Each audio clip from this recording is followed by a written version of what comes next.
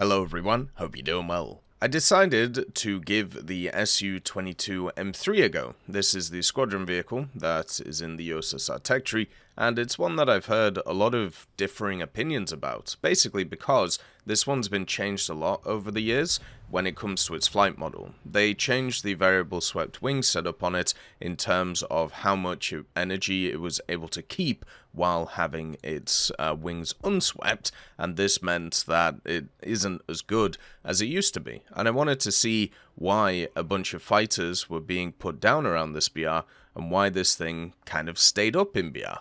And to be honest, I have no idea why in Air Realistic, apart from the fact that it probably isn't played that much. So this was the first vehicle I decided to spade during the event. It took me maybe 5 hours to do, maybe 6 hours, and was able to do 2 marks of distinction with it, which is kind of crazy.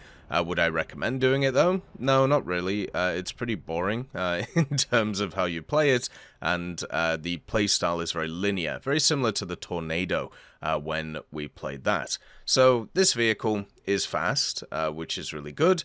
Is it fast enough to get to the bases first, which is part of this thing's playstyle? Since it's a strike aircraft, it's a hybrid aircraft at this BR, and you do get a lot of missiles. You can carry 6 of them, which is really nice, but what you have to do to actually get this thing rolling is you have to hit the bases first with it to be able to get some score, to get some modifications, to get those missiles. Because in a stock configuration, this thing only gets 2 R-60s, and then also a bunch of 100-kilo bombs, which are enough to basically fell one base, and that's it. You can't really go dogfighting with this thing. You will just get annihilated, especially if you start facing stuff like F4Ss and F5Es, which are very common around this BR.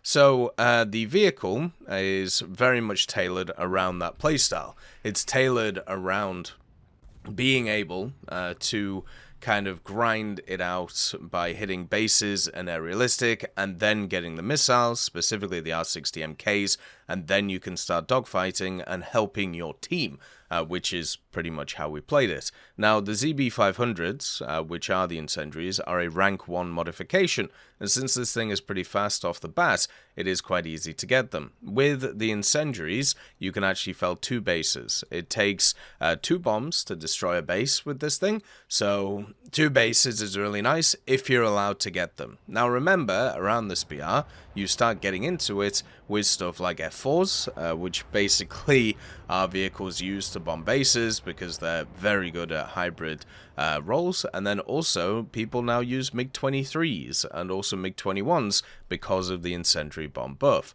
and they're way faster than you because, well, I'm guessing they're a lot lighter. I'm not sure about the power of the engines, but basically it means that you can't do that job unless you get lucky with the matchmaker, which I suppose is fine, but that means that half of what you do is kind of destroyed. Then you use this to grind out the R-60Ms, which are the all-aspect R-60s, or the R-60MK specifically, because this is an export variant, so therefore it gets export missiles. They're exactly the same as the R-60Ms, by the way, just a different name. So they do have the good all-aspect lock, they do have the good maneuverability, but they're also incredibly sensitive to countermeasures. So don't be surprised if these miss quite a lot. The way that I've actually found these to be useful is when other players are engaged with, general dogfights with people on your team, or what you do is people will try and head on you, as long as it's not something like an F4S or a MiG-23ML with, a radar lock, then you'll be fine.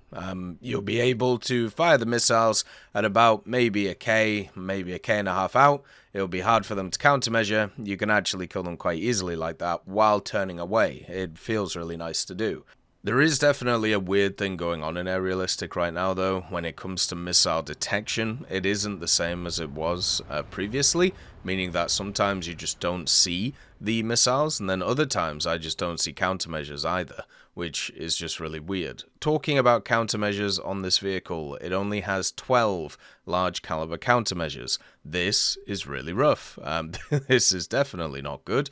It's enough countermeasures to be able to get the base bombing done, But after that, when you go into the dogfight era of your kind of match, where you're helping out your team in that way with your missiles, you usually are pretty low on the set. Now, because they're large caliber countermeasures, usually you only have to fire one set in order to stop a missile hitting you. So technically you have 6 missile evasions that you can do, and then you are naked from getting attacked. So that is pretty much how it goes. Also, at the same time, the countermeasures fire upwards. So if a plane is coming from above you and down, the missile will just follow the path of the countermeasures and hit you. So you have to be careful with that. If they're coming from behind you, it's completely fine. But if they're coming from above you, then that is a problem.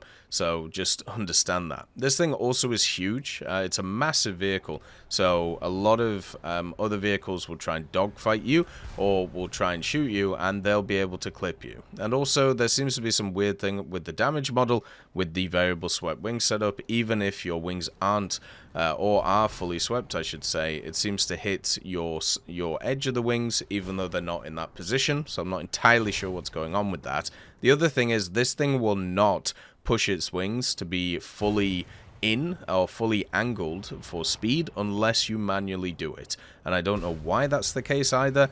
Instead, you'll just flap around, so you do have to use manual variable swept wing controls on this thing to be able to get the maximum speed, and you will need that maximum speed because once you've got rid of your incendiaries, if you have all of your kind of speed upgrades, so the engine, the compressor, the cover and stuff like that, you will be able to outrun stuff like F5s and other vehicles, but you won't be able to outrun other vehicles that are around the place. Now, this vehicle has enough fuel to be able to not need an external fuel tank, so you should never bother with that. It also takes up a pylon which you can use for other things. Luckily, I only got on one very large kind of enduring confrontation map, so fuel wasn't ever really an issue. It was just more about working out how much fuel I wanted to take for the vehicle itself, and I think I figured it out. But the main thing about this vehicle that kind of you have to remember is it's never going to be a vehicle that